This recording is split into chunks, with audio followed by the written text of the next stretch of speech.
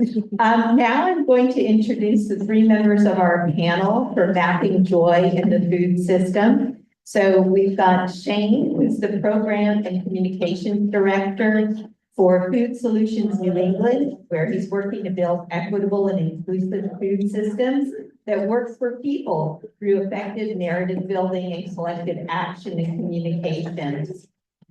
Heather McLean is the Special Senior Assistant in Codman Square Neighborhood Development Corporation.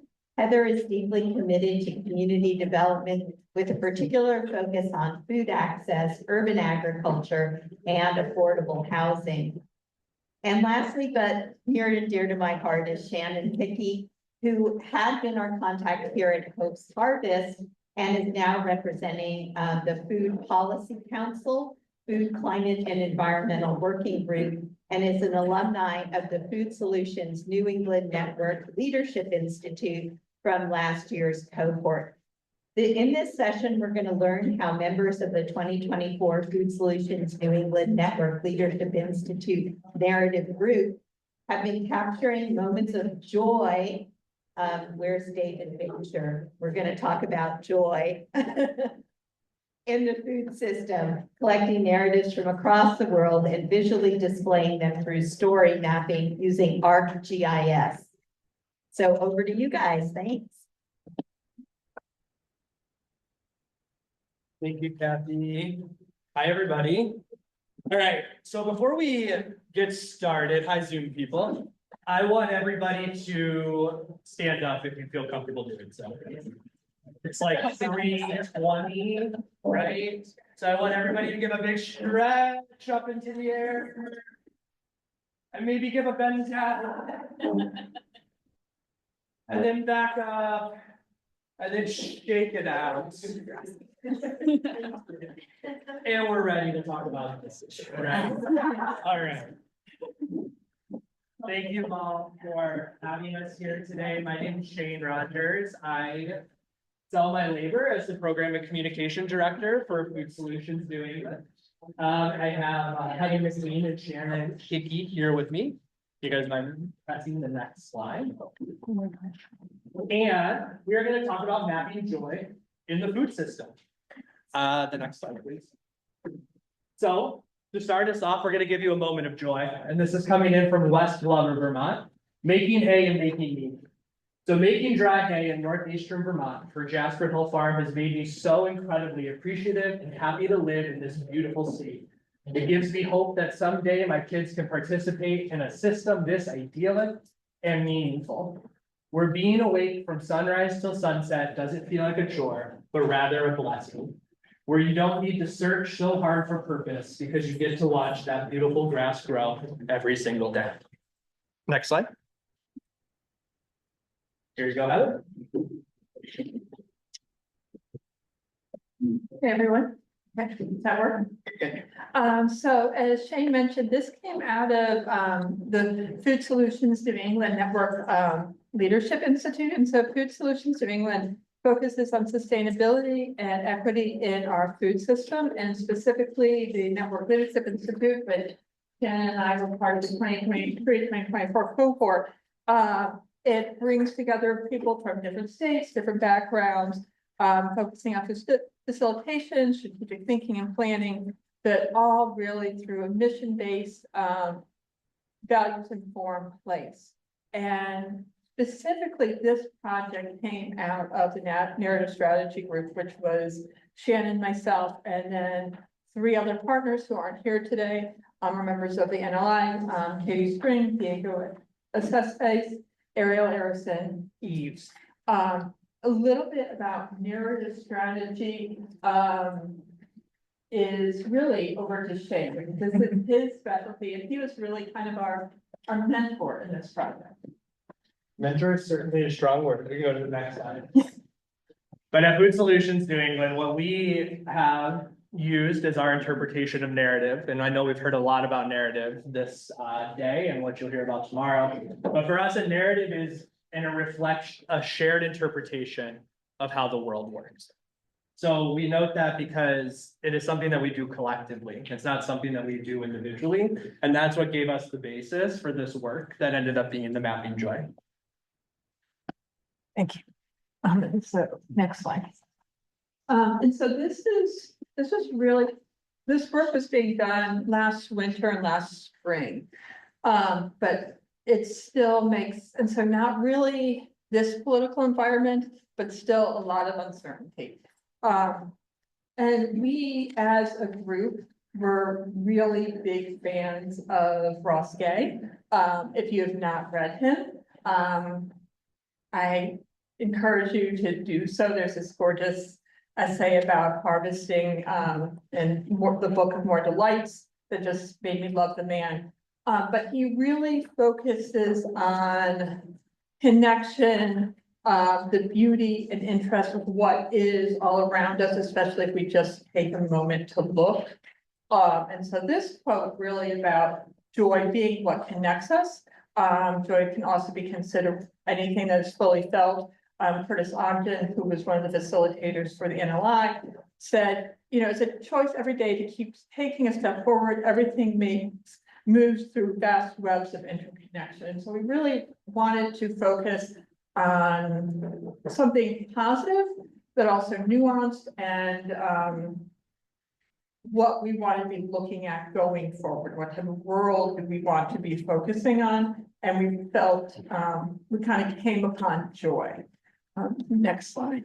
And so then once we came upon joy as this guiding principle, the next question was, well, how do we want to, what platform do we want to use? And really maps came pretty quickly from here.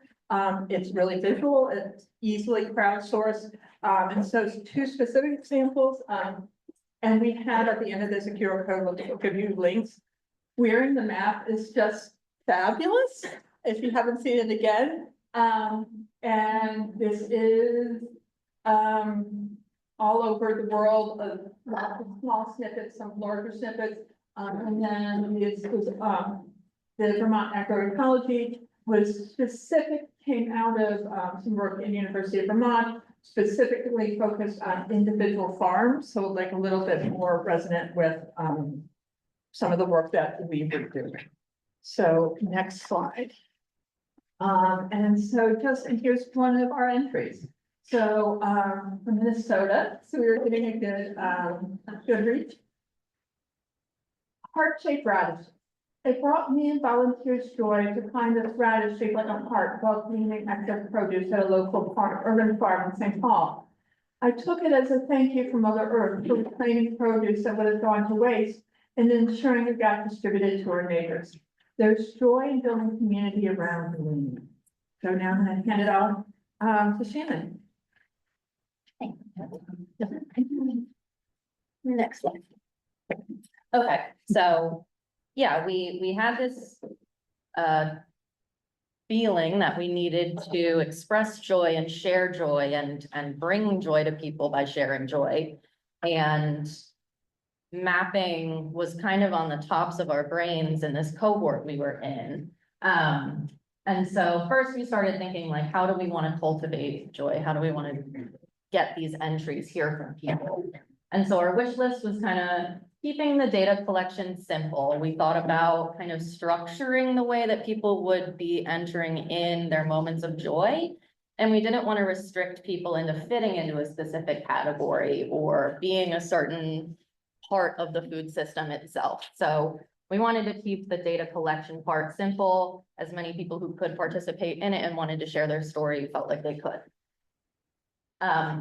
Our wish list also included like continuous entry uploading. So once we had this thought of let's map joy, we wanted to, automate it to instantly go up on the map. Obviously, we wanted this to be visually appealing and tell a story and convey joy. That is the point. But also, we thought about how to tell our story visually, right? And it seemed like a great way to get the message across. And then our dream wish list also included having people upload songs. with their entries, because who doesn't love being in a field with a nice song playing? So, we kind of started thinking through what we wanted to collect, how we wanted this to look. And then we thought about how we were gonna do it. And we had minimal experience with mapping within the cohorts. However, I had just been working with our AmeriCorps Vista on trying to upload the agencies that our gleaning org had distributed to on Google Maps. And so kind of uploading that data and just geographically looking at the state of Rhode Island and thinking, are we missing anywhere? The farms we're working with, are we missing anywhere? So that was like bare bones what my experience was in. However, then I went to the conference last year in Seattle, and Kara spoke about Rachel's Table story mapping session in 2024. And so I saw you using ArcGIS, and you had great things to share in terms of how, like, what softwares connect with it. But it also looked a little scary. So, and then, but that was what Vermont agroforestry map that we showed on the last slide was using as well, ArcGIS. And so we were like, someone else did this, we can definitely figure this out and work together. So we actually reached out to the people from that map and kind of got their feedback on what the process looked like, how much they had to invest their time into it to learn how to do this thing. Again, we were all part of a professional development cohort. This wasn't anyone's job. This was, what can we do with the time that we have? So yeah, next slide. Then we determined this tool. So the pros of ArcGIS were that you could mass upload entries from a spreadsheet if you had a lot of information that you just wanted to dump in there. You can truly create a story throughout the map. So you can add verbiage and pictures and videos, but not songs. And there's a free public account for up to 100 entries, and they have a nonprofit discount as well. It connects with Zapier, Tableau, Survey 123. So there are a lot of ways to get, we all have information in a bunch of different places. It has the potential to get all of that into one place. And then you could embed and link data in the map itself. So the cons were that there's obviously a learning curve to a mapping software, and none of us are GIS majors. I took one whole class, one semester. And so, we had to figure things out. We really had to take time and mess around with it, play around with it, and think about how we layer these maps on top of each other. How does this even work? And also a con is that there's a paid plan. After 100 entries, there is a limit, a maximum of 100 entries, which we have faced. And so next slide. Then we had some technical issues that we worked through here. So we determined the tool. We knew that that's what we wanted to go with. It was visually the best way for us to tell our story. But we ended up going with manual uploading of these stories. And so we have folks fill out a Google form, and then Shane, we all have access to it, and Shane helps upload it onto ArcGIS. So we've done that on the equinoxes and solstices. But we want to be able to vet and approve each entry. We don't think people are gonna be submitting inappropriate information or saying something, but we want that control over it. And don't have the capacity to figure out how to automate it. We had cohort members across 6 different organizations, so we were all doing different things. It was kind of hard to figure out, I messed around in ArcGIS for a while, and then we had to create a new group email so that we all could access the same account. We couldn't use our personal work accounts, so I couldn't be using the nonprofit discount for my own, it was none of our organization's jobs to be paying for this. And then we hit a maximum of 100 entries, and that's currently where we're at. We have 100 entries, and we have more to upload, but are limited by the platform right now. But Shane will share more about how we continue this project. And here's a moment of joy from Richmond, California. Surprise watermelon. My farmer, Jonathan, surprised me with a watermelon in my CSA bag from Urban Tilth. It was bursting with flavor and honestly it was the best watermelon I have had in years. So good, it makes you think, wow, life is good. Next slide, please. You're gonna have to do some clicking. I apologize. So yeah, what we ended up doing, is taking that ArcGIS and we had to determine how are we gonna maintain this? How are we gonna update this, right? So the simple thing that we had available to us was Google Forms. It was straightforward. As you can see, we created just this simple, easy form that was posted on the website and we used and we linked everywhere. And it populated all of our entries. We asked people what their moment of joy was, what their addresses were. We asked for photos. We asked for permission, importantly, to use their stories publicly, to make sure that folks wanted it out there. And by collecting all of that, we were able to then streamline our entries into the ArcGIS. And for editing, you can just click, there we go. For editing the ArcGIS, it was pretty easy and relatively straightforward to use. So as you can see, this is our map of joy and the back end. And it was basically copying and pasting from the sheet. And with just the consistency on the back end of having a backbone organization, I was able to go in and spend maybe 15 minutes to upload the entries as we use them. And as Shannon noted, we hit our 100th entry about, I think, a month and a half ago. And we are now having to figure out how to use it, but they keep pouring in all the way out from Australia and all the way across the United States. So next slide, please. What we are seeing is how this project then can be used for community outreach, right? And we've heard a lot today about like telling your story, right? Telling and creating a unique situation and showing why you're unique. And I'm going to posit that actually part of our job is to tell our collective story together. And Mapping Joy in the Food System has allowed us to do that through the Food Solutions New England platforms. So by this small act of asking people to share their joy with us and putting it out publicly, we were able to create a lot of really wonderful content that's showing up on our social media channels. It's showing up on our newsletters and in various other areas. We can hit next.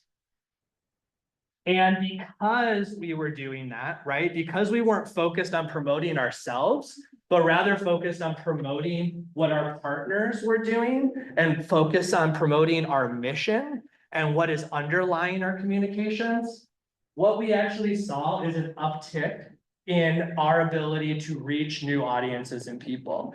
We got a story in the Boston Globe because of it. We saw when we put this up on our social media that the reach of our social media was way higher than any of the other stuff that we were doing just promoting ourselves. So again, going back to that definition of what a narrative is, the shared interpretation of how the world works, by leaning into this collective shared interpretation of joy in the food system, we are actually seeing benefits for ourselves that aren't grounded in this kind of like egotistical type of communication practice. And by putting this out there, we are able to share this joy in a way that gives us some benefit, but more importantly, pushes our missions forward. You can hit next. Oh, yeah, there was more. And because of that type of outreach and that dedication to putting this out there, it didn't just show up in like our social media numbers, right? It showed up in making new connections. We're a New England network, right? And this email popped into my inbox from someone out in Oregon saying, hey, I saw that Mapping Joy and I would love to talk to you a little bit more. And being based in New Hampshire, we were able to make this steadfast connection all the way across the country in a way that would have never came up had we just been promoting ourselves and in a way that allowed us to share in this communal narrative of joy being the center of what we want to be putting out in the food system. So like I said, we fostered connections, we boosted outreach stats, created new relationships, we got press attention, and more importantly, it's hella fun to read through everybody's joy and to see the pictures that they're putting out there. Next slide. So one other one is coming in from Providence, Rhode Island, the Making Garden Friends. I was harvesting a big flush of sour gherkins growing from a single vine that I purchased in May from Southside Community Land Trust's annual plant sale. The vine covers 40 linear feet and grounds atop of my 4-foot tall chain link fence. I was hoping to start my first batch of pickles and was working from the ground up so I could see the tiny dangling mouse melons. I spotted the perfect specimen and stretched up to collect it, but found that it had already been cleaned. I harvested 4 pints of sour gherkins that day, and my jumpy new friend got to keep his. And again, this is the photo that someone submitted of their grasshopper friend that they found hanging out. And this joy just not only emanated into us, but we were then able to again put that out into the world to be able to show that it's not all doom and gloom. We do have a lot of amazing things happening in our food system, and I'm looking at a lot of amazing people doing that. So leaning again into that collective narrative in a way that allows us to celebrate what we're doing together. So ultimately, we hit our entries, and we have figured out a way for us to move forward with the Mapping Joy, right? It's going to be ending up at the Institute for Agroecology at the University of Vermont. But more importantly, this is a time for us to open up conversation to you all. When you hear this type of presentation, when you see what the Network Leadership Institute was able to do with a little bit of time, not a lot of capacity, and frankly, no money, what are some ways that you see this resource being used in the future? What is inspiring within you when you hear about this and this type of mapping? And what resonated and what do you have questions about? What's coming up? We want to foster a conversation for the rest of our time together, which is about 15 minutes. Just to hear from you all. What does this bring up for you when you are hearing this wonderful presentation? If I do say Yeah.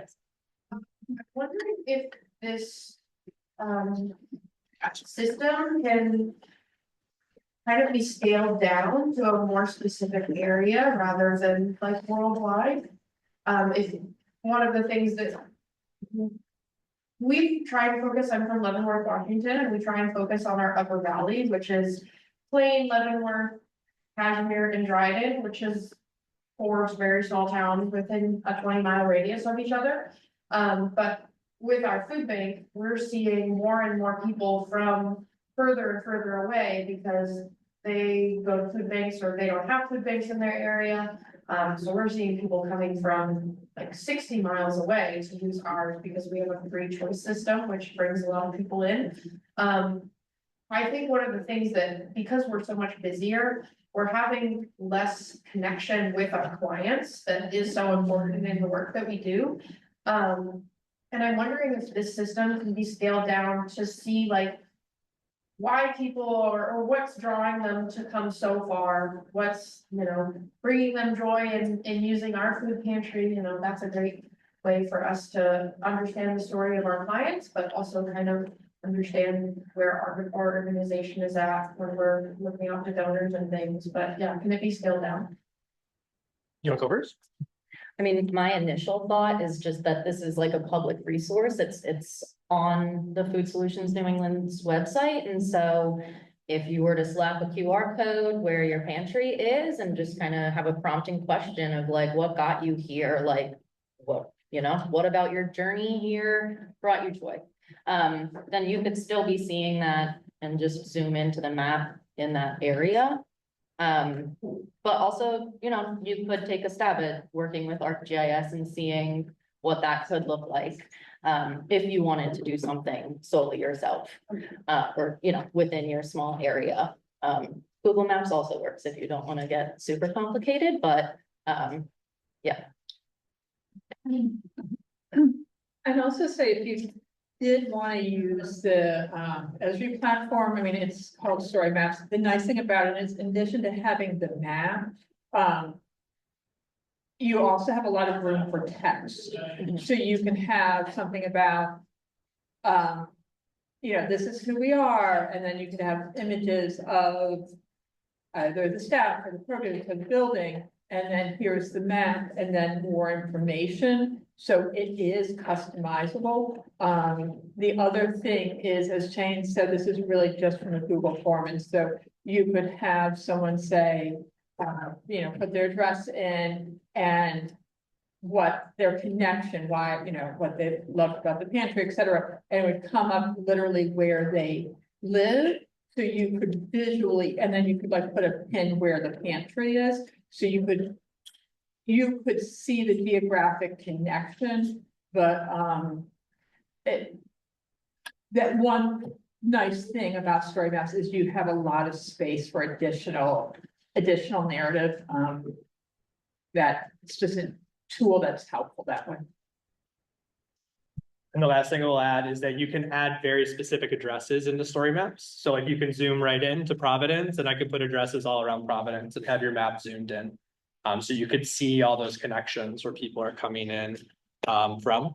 And the only other thing I will add on that is, this is literally from a Google form, like Heather said. So asking those questions, and if I had the time and capacity, the amount of information we could harvest about narratives from this is just astounding. I could run this through AI and we could pull that out, and it's just like that capacity. So doubling up, like you suggested, is perfect, right? How do you get something that is amazing and outwardly productive while also giving you these insights that are going to help you decide the direction that you want to go or what to really lean into? Anybody else? What's going on? Yeah.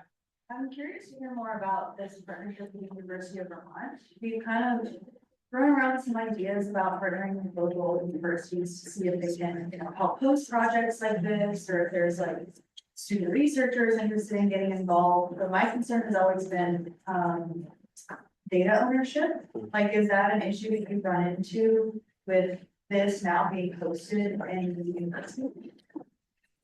It's a really good question. So Food Solutions New England is part of the Sustainability Institute right now at the University of New Hampshire. And we're in a transition period where I will be moving to the University of Vermont's Institute for Agroecology. So the stickiness of the partnership is not there as much as they saw the benefits of this type of narrative work. And we're like, yes, we'll absolutely take that on. And so I don't have any real good advice for you on that, because the ownership of data is it's a really good thing. The reason why we did lean into it though is because UVM has a paid platform that allows us, so that outweighed any con of working with UVM on it, because now we can expand this past 100 entries, no problem, and have no issue with having to like pick and choose and take things away. Sorry. No, that's fair. Yeah. I'm really excited about your project. I think it's great and can be used in so many ways.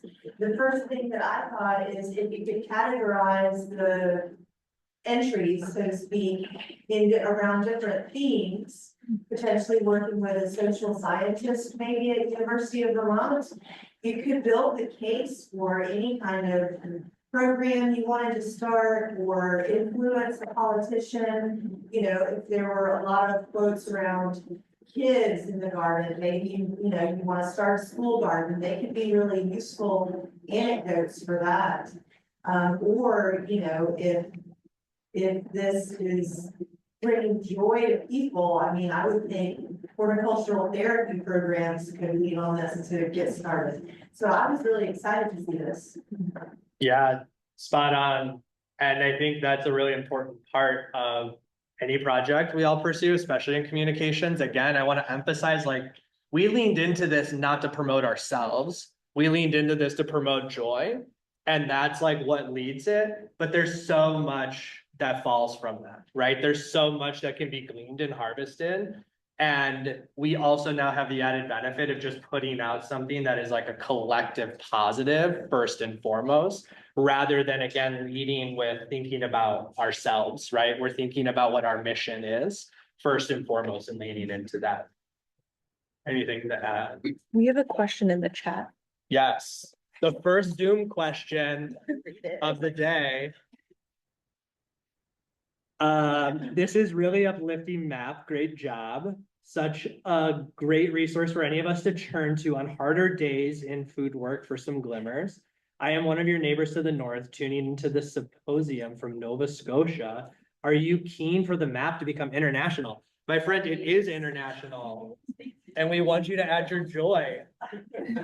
And we want you to adopt us so we can leave this. It is international though, but please add your joy. Yeah, what do you all think? Yes, I think we got an entry from Australia, right? Australia, So, some Canadian entries. yeah, Yeah, yeah, I don't know. that's okay. They said awesome. Yeah. Awesome, okay. Yeah, back behind you, then I'll come to you. Okay. I love this. It's like the Midwest. At the end of our harvests, typically we have a ton of volunteers out, we get a big picture in front of all the boxes we've gleaned. And we toss a piece of fruit in the air. It is a great photo opportunity, but it's a bit tired. So I was curious to see what kinds of photos people are mostly submitting. What are you finding gets people really inspired about food recovery? How can we amp up our photo ops? You're seeing them. I am seeing the photos. I will say that would have been a cool photo to see. A lot of every photo that you saw up here was what was submitted from people, and they were like the still lives capture. So that is what people were thinking of when they were thinking of joy, at least in submitting this. I would defer to any of you all. Do you have any ideas for good photo ops around this that are new, fresh? I mean, we're gleaners, we all just take photos in front of a truck and we're holding the veggies we just harvested, and that does get tiring. I think I haven't really seen most of the photos here, like I'm not entirely sure what most people are uploading. But I think it's nice that we give people the option, and like they have the power to submit the photo that they thought was nice. I know that's not really an answer for you, but like, it's nice to, as someone who was the one taking photos all of the time on Gleans, it's nice to kind of put it on them and like, what photo did you like? You know, we sent this out to so many gleaning volunteers, and like, it was cool to see their pictures instead of, you know, us saying, pose, hold the silly carrot, so. And this isn't towards the photos, but I think something that you can see here is that it's not, and Shane touched this, it's not just us coming up and interviewing people and talking to individuals and putting it up. Like, it's people who stumbled on this one way or another and put up whatever made sense to them. And that was something really nice about it, is that it's not about the handful of people in the NLI. Yes.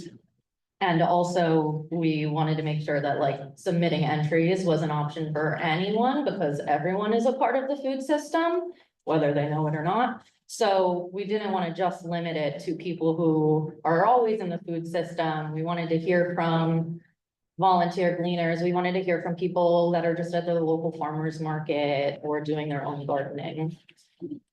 And that is the emphasis I'll put, is that is leading with our narrative first, right? We led with joy and we let people fill that in, because we aren't the arbiters of joy. I mean, I find ska music joyful. I'm sure that is not the case for many of you here. But Good thing the maps can't take music. good thing. But that's a really big part of building a collective narrative, is letting folks fill in what they are seeing and how they are perceiving it as well. And that's how we build this collective movement and we move forward on our goals. Would you like to go next? I've asked funders to fund like this storytelling project a few times, some of it is half their thing. And I haven't been successful, and you have proven to me that for better or for worse, I don't really need funding, I'm like actively choosing not to write these stories. So thank you for the reality check. And I think also, we're going left. Gosh, it's like, it'll come back later, but mostly thank you for the reality check because I think it's really, oh, that was what I was gonna say. I have a visual in my head of like a map of our prod donors and our distribution partners. And the thought of collecting stories from this map that I can see in my head immediately became overwhelming, which felt like a bad thing, but upon reflection, it's actually a good thing. That there's like all of this joy to be shared and to collect, and you have put forward a really good way to collect and share those stories. And you're doing it in a way that Amelia's group this morning was talking about, which is like through the words of the person who's experiencing that story. It's like, I think we just kind of combined all of these things that we've been talking about. Thank you. The only thing I'll add to that is that, to me, this is like always a question of workflow, which is awful, right? But like, we didn't create this with the expectation that it was going to be huge. We created this with, again, leading with the narrative. We'll put this out there and see who responds. And for my day-to-day work plan, like this takes up maybe 30 minutes a month for me to go in to look to add the entries. And that is all I had time to dedicate it to. I wish, I don't know if there are funders here, but you all should be funding communication projects. But a lot of communications and storytelling does come down to that workflow. There's so much out there that we're already doing that you can add a single thing onto it that's going to give you a robust grounding for communicating that is going to be based in your community and based in your partnerships as well. So thinking from that perspective of, can I add one thing maybe, or shift one thing, could potentially produce something like this in a relatively easy way that could end up transforming your communications, or it could just be art for the sake of art, which is also dope. So like, just lean into what you feel is good. And I think what you're going to see is a lot of good response coming from it as well. Yeah. Sorry if I may have missed it because I arrived a couple of minutes in, but did you guys talk about like how you put it out there? I heard you Shannon say that, you know, you would email some cleaning folks, but like, how did you kind of spread the word for folks to learn about it? And then also, what is it, like a link? Is it a QR code? Is it like, how can you do like that for people to sorry. Great question. Here's a QR code. Everybody pull out your phones, pull this up on your phones. What you'll find is the link, all these links that are listed on the side to the Mapping Joy.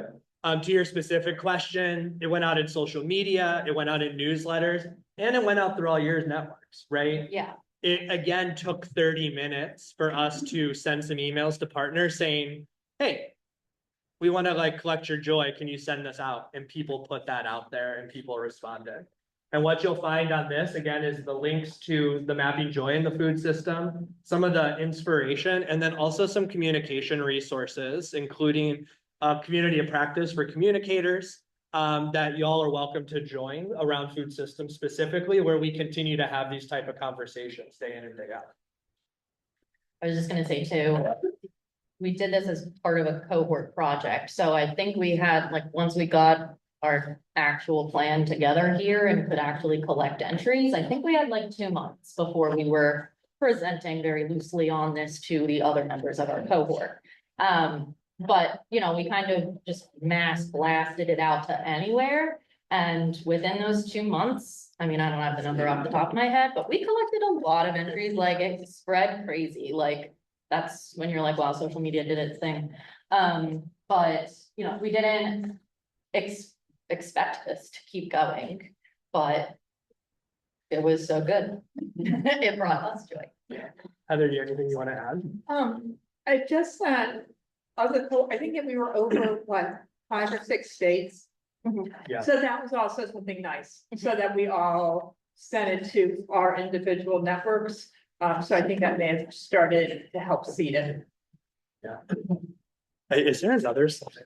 Did I put one I think that's it. before Kathy Shepherd hooks us?